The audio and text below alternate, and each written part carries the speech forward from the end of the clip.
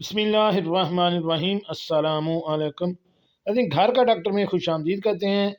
आज की हमारी इस वीडियो का मौजू है कि गुर्दे की पत्थरी की कितनी अक़साम हैं और कैसी खुराक से इसका इलाज मुमकिन है। चलिए नाज़रीन शुरू करते हैं आज की वीडियो। नाज़रीन, गुर्दे में पत्थरी और हमारी ग़िज़ाएँ, यानी अगर हम ग़िज़ाओं को मुनासिब तरीके से इस्तेमाल करें तो हम इस गुर्दे में बनने वाली पत्थरों को रोक सकते हैं। वो कौन सी ग़िज़ाएँ हैं और इनके खाने का शेड्यूल क्या है, उसके मतलब मैं आपको अभी तफसील से बताता हूँ। नाज़रीन, गुर्दों में पत्थरी आम तौर पर calcium, phosphate, uric acid, oxalate और सिस्टेन से वजूद में आती हैं। सब्ज़ी और दाल खाने वाले अफराद गुर्दों के मसाइल से अक्सर महफूज रहते हैं। गुर्दों का दर्द पत्थरियों की हरकत की वजह से होता है, वरना अक्सर लोगों को साल तक पत्थरियों का इल्म ही नहीं हो पाता। हमारे यहाँ आमतौर पर गुर्दों और मसाने में पैदा होने वाली पत्थरियाँ एक्सलेट की बनी होती हैं।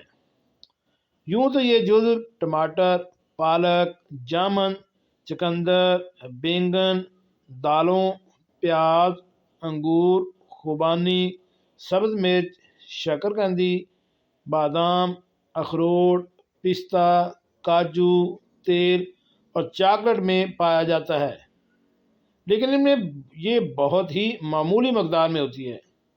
जबकि चाय, कॉफ़ी, कलेजी, गुर्दे, मग्ज़, लबलबा, मछली, गोश्त, सिरी पाए, तिली और भुनी हुई ग़िज़ाओं में एक्सलेट की बहुत ज़्यादा मकदार पाई जाती है।